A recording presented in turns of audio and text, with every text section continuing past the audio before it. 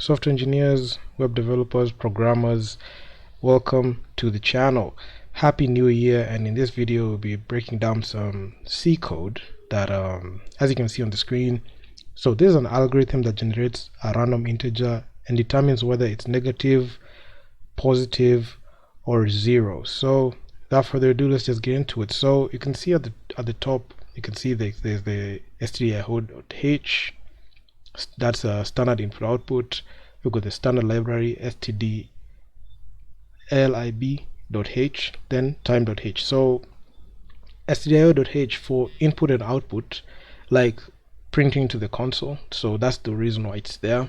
They've got the standard library for general utilities like random number generation, because you're going to use a random number generation in this algorithm, because you can see the algorithm generates a random integer. Then you've got time.h for working with time to see the random time number generator, So yeah, so in this function we're just going to use the int main function. This is the function in which all the other functions get called on, but in this video we're just going to use the main function.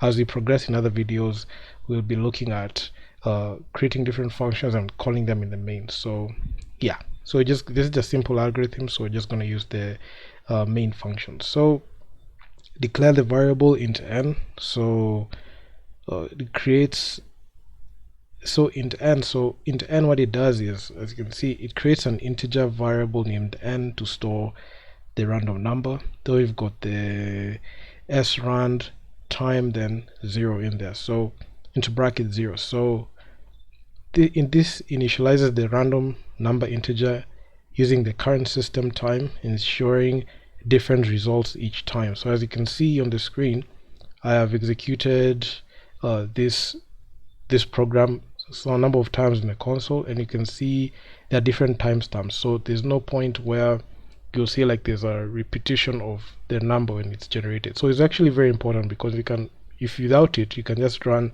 it, and there's a likelihood that you're going to get the same result, so you don't want that.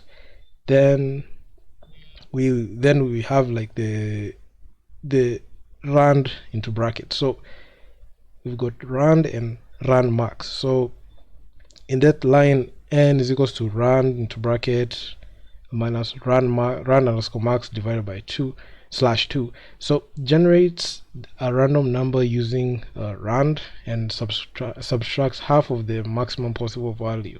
So rand underscore max to make it potentially negative. So if we run through our algorithm, you're seeing a couple of situations where you have a positive or negative number. So if it's negative, we'll have like that logic. We have an if statement there.